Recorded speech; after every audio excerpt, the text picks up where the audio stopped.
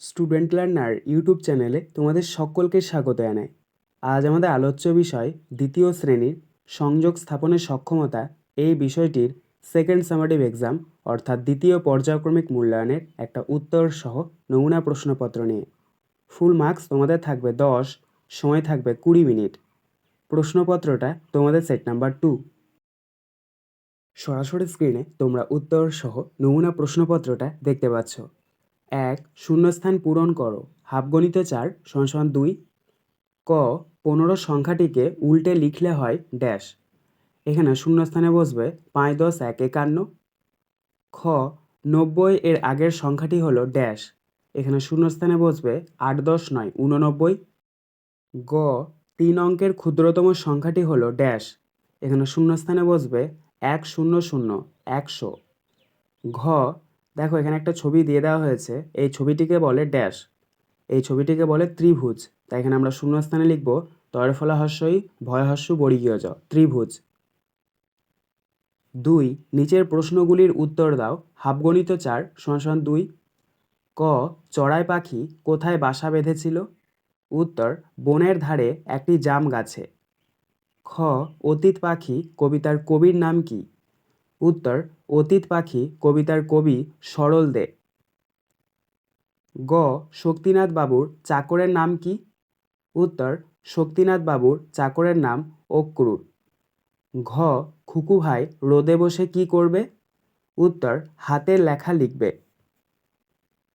3. নিচের শব্দগুলির অর্থ লেখো। হাফগণিত 4 = 2। ক ভ্রাতা, ভ্রাতা শব্দটির অর্থ হচ্ছে ভাই। খ ভার, ভার শব্দটির অর্থ হচ্ছে ওজন। গ পুত্র, পুত্র শব্দটির অর্থ হচ্ছে ছেলে। ঘ শয্যা, শয্যা শব্দটির অর্থ হচ্ছে বিছানা। 4. বাক্য রচনা করো। প্রশ্নের মান 1। মোমবাতি, মোমবাতি দিয়ে তোমরা বাক্য রচনা লিখবে মোমবাতি জ্বালালে আলো পাওয়া যায়। 5. Write the opposite words half into 3 = 1/2। অর্থাৎ এখানে তোমাদেরকে যে সমস্ত শব্দগুলো দিয়ে দেওয়া হয়েছে সেগুলোর বিপরীতার্থক শব্দ তোমাদেরকে লিখতে হবে। দেখো প্রথমে রয়েছে এ হ্যাপি অর্থাৎ খুশি, এটার অপোজিট ওয়ার্ড হচ্ছে স্যাড অর্থাৎ দুঃখ। বি গুড অর্থাৎ ভালো, এটার অপোজিট ওয়ার্ড হচ্ছে ব্যাড অর্থাৎ মন্দ। সি বিগ অর্থাৎ বড়, এটার অপোজিট ওয়ার্ড হচ্ছে স্মল অর্থাৎ ছোট। 6.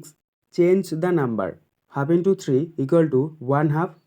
অর্থাৎ এখানে তোমাদেরকে দেখো একটা বক্স দিয়ে দেওয়া হয়েছে, যেখানে 1-এর বক্সগুলো পূরণ করে দেওয়া হয়েছে, মেনির বক্সগুলোকে তোমাদেরকে পূরণ করতে হবে।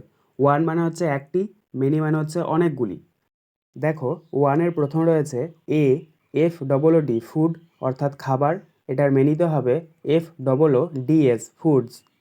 তারপরটা দেখো B B U double T E R F L Y butterfly অর্থাৎ প্রজাপতি, এটার মেনিতে হবে B U double T E R F L I E S butterflies অর্থাৎ অনেকগুলি প্রজাপতি।